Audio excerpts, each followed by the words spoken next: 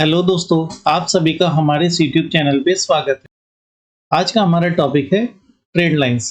तो दोस्तों, ये हमारे सामने रिलायंस इंडस्ट्रीज का वीकली टाइम फ्रेम का चार्ट। इस चार्ट पे support and resistance trend line समझाने से पहले एक बार हम आपको support and resistance trend line बोलते किन्हें हैं ये हम आपको समझाते हैं। अगर किसी कंपनी का ट्रेंड इस तरीके से ऊपर नीचे फिर और ऊपर फिर थोड़ा नीचे फिर और ऊपर जाता है तो यहाँ पे हम लोग क्लियरली देख सकते हैं कि प्राइस ने यहाँ पहले ऊपर गया, इसके बाद प्राइस ने यहाँ से थोड़ा सा नीचे आया, यानी कि यहाँ पे प्राइस ने रिजेक्शन लिया। तो क्या मैं इस हाई के ऊपर एक ट्रेंड लाइन ड्रॉ कर देता हूँ इस तरीके से, तो क्या यहाँ पे प्राइस ने इसका ब्रेकआउट किया है? जी हाँ दोस्तों, यहाँ पे प्राइस ने इस लाइन का ब्रेकआउट किया है। तो ये लाइन मेरे लिए क्या लाइन होगी? ये लाइन मेरे लिए यहाँ पे रेजिस्टेंस लाइन होगी। ठीक है दोस्तों, इसके साइज को छोटा कर देते हैं। ये मेरे लिए एक रेजिस्टेंस ट्रेंड लाइन है। लेकिन जब प्राइस ने यहाँ पे आके एक सपोर्ट लिया, इसके बाद प्राइस यहाँ पे घूमा है, ऊपर गया है, तो यानी कि प्राइस ने यहाँ पे क्या किया है? सपोर्ट लिया है। तो मैं यहाँ पे भी एक लाइन ड्रॉ कर सकता हूं। तो ये मेरे लिए क्या होगा? Support line.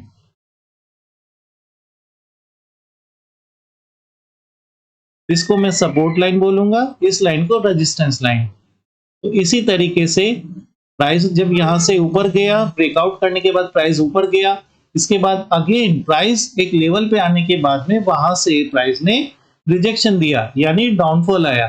तो ये जो हाई है, अगर मैं फिर यहाँ पे एक लाइन ड्रॉ करता हूं तो ये मेरे लिए दोबारा से एक रेजिस्टेंस लाइन क्रिएट हो गई।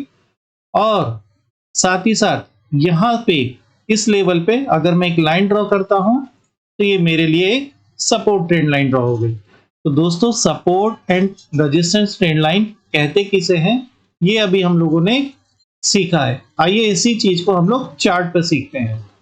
देखिए दोस्तों, ये है रिलायंस इंडस्ट्रीज का चार्ट। यहाँ पे सेम प्राइस पहले ऊपर गया, फिर प्राइस थोड़ा सा नीचे आया। तो यहाँ पे प्राइस ने क्या किया है? हाई किया है। अगर मैं इस हाई पे एक लाइन ड्रॉ करता हूं यहाँ पे, तो ये मेरे लिए रेजिस्टेंस लाइन हो गए। ठीक है, मैं यहाँ पे लिख देता हूं, ये क्या हो गया मेरे लिए? एक रेजिस्टेंस लाइन।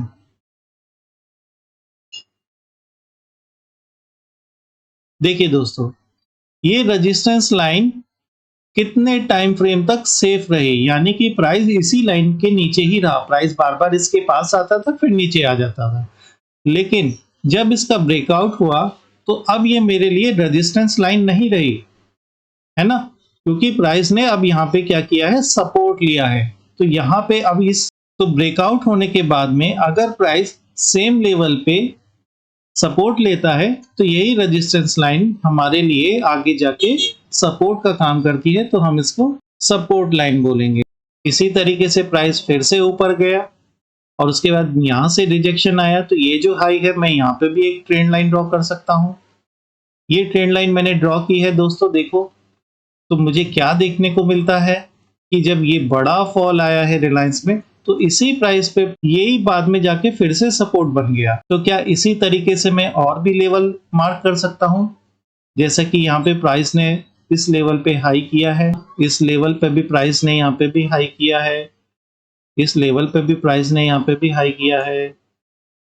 इसी तरीके से क्या मैं सपोर्ट मार्क कर सकता हूँ? यहाँ पे सपोर्ट का काम किया है।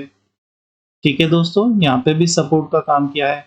इस तरीके से आप बहुत सारी लाइन ड्रॉ कर सकते हो और इनका आप इफेक्ट भी देख सकते हो। तो प्राइस जो है इन लाइंस को रेस्पेक्ट करता है, या तो प्राइस इन लाइंस के ऊपर रहता है या प्राइस इन लाइन के नीचे रहता है। तो ये स्ट्रॉन्ग आपके लिए सपोर्ट एंड रेजिस्टेंस का काम करती हैं दोस्तों।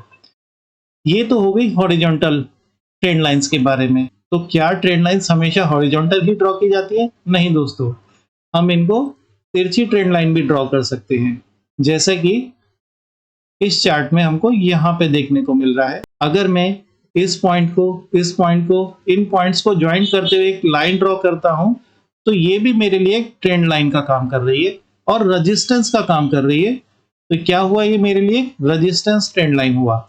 इसी तरीके से प्राइस ने यहाँ पे भी सपोर्ट लिया है। अगर मैं ये 2-3 पॉइंट्स को ज्वाइन करते हुए और ट्रेड लाइन ड्रॉ करता हूँ, जैसे कि आप देख सकते हैं ये भी वेरी क्लोज है, यहाँ पे ज्वाइंट किया, यहाँ ज्वाइंट किया, तो ये लाइन क्या कर रही है मेरे लिए, एक सपोर्ट का काम कर रही है। तो इस तरीके से आज हम लोगों ने सीखा कि support trade line, resistance trade line किस तरीके से ड्रॉ की जाती हैं और इनका इंपॉर्टेंस क्या है। और support and resistance trade line ना सिर्फ हॉरिजॉन्टल बल्कि तिरछी लाइन भी हम लोग ड्रॉ कर सकते हैं दोस्तों। तो आज के इस टॉपिक में इतना ही, मिलते हैं अपने नेक्स्ट टॉपिक में, तब तक के लिए थैंक यू। और हाँ दोस्तों, अगर आपको हमारा ये टॉपिक पसंद आ रहा है तो प्लीज इसको लाइक कीजिए, शेयर कीजिए एंड सब्सक्राइब कीजिए। Thank you.